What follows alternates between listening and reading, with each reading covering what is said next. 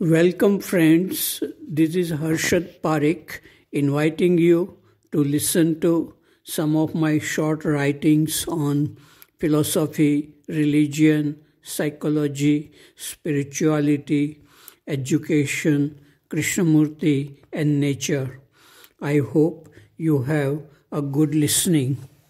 This is audio tape number 86, article number 559. It is about love and freedom. Yesterday evening, I saw a mother hugging and kissing her daughter before she left Sayadri. A car was waiting for her. She kissed her daughter on her head, forehead, and hands. I was deeply touched to see them. Do all mothers love their children like this? Is it love or attachment which nature has planted in all living things to protect and nourish the young? Do mothers love all children or their own children? If love exists, why there is so much suffering in human relationship? Why many marriages end in divorces? Love can exist when there are freedom and happiness coming from wisdom and a healthy way of living. Article 560. It is about Sufi and Rumi. I was absorbed in reading an interesting novel, The 40 Rules of Love by Elif Shafak. This novel is about Shams of Tabriz and Rumi of Konya in Turkey. Rumi was a scholar, a great speaker, a religious teacher in 13th century. But he became a poet and a true spiritual man after coming into contact with Shams. Worth reading to know about the life in 13th century Turkey, about Sufi and wisdom of wandering dervishes. Article number 561. It is about a culture class. It was a pleasure to meet students of class 9 and discuss with them about the problems of human relationship, aloneness and loneliness, love and attachment, thinking and awareness, and many other things like the art of looking, listening, learning. They wanted to meet again in the afternoon, and we had good time talking, discussing, and listening to good songs from old Hindi films. 562 article. It's about true education. Yesterday, while traveling from Delhi to Varanasi in a plane, a person sitting next to me started asking me questions about my life. He had interest in religion, culture, politics, social problems, etc. He had read about Osho and Krishnamurti and had been to various traditional gurus. He was very talkative and he had given talks in many organizations. He seemed to be a very important person in society. As soon as we came out from the plane, there were several people saluting him. He asked me if he could make some arrangement for my travel from Varanasi airport to Rajghat.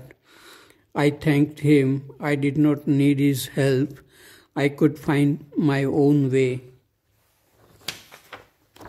During our conversation, I told him human beings are not interested in peace and happiness. They destroy nature and other human beings out of greed, fear, and ignorance of the true nature of their being. He agreed.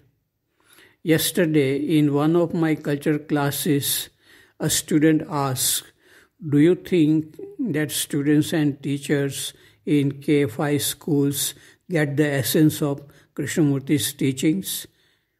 I said no. Students and teachers are busy with many academic and non-academic activities. The environment in these schools is good. There are space, silence, and natural beauty. This may affect some people unconsciously. Students and teachers have good intellect to explore the physical universe. Students do well in their professions as engineers, doctors, lawyers, scientists, etc. Intellectually, they can argue well. But to rise above the intellect, to see things and thoughts clearly, to be free from harmful addictions, to be free from fear, anger, jealousy, conflicts in relationship, this requires a new brain, and this is what Krishnamurti wanted to create in his schools. Krishnamurti's teachings cannot be taught, but a person who is passionate in learning about the inner world of thoughts and feelings can go very deep in understanding or seeing clearly everything with a new, fresh brain every day. But this is very rare. Article number 563. As long as we do not feel rich within us, we will compare ourselves with rich, powerful, and successful people, and there will be some kind of envy and desire to be like them. The rich and powerful people also suffer from fear and envy if there is no inward richness in them. Kabir, the mystic poet, had inner richness and happiness, and he was not attracted to diamonds and pearls, though he had very little money and material things. This is expressed well in one of his poems, Mat Kartu Abhiman.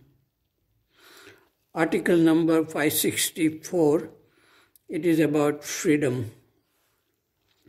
We carry a lot of burden in our mind of which we are not aware. Only when the burden drops by some kind of awakening, we realize the burden we were carrying. Then only we feel love, beauty, happiness, which cannot be bought in a market. Article number 565 is about village life around Varanasi. Every evening, I cross the new cement bridge over river Varuna to walk among green fields with yellow mustard flowers. The villages around these fields are densely populated. Mostly farmers and fishermen live in these villages. They seem cheerful but do not look healthy and clean. Their small and old houses are surrounded by garbage. Exciting loud music is played in these villages in the evening. Many of these villagers are addicted to smoking, drinking, and gambling.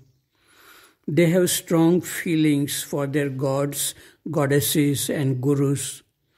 They have not changed much psychologically over years in spite of using modern technology like mobile phones, motorcycles, and loudspeakers.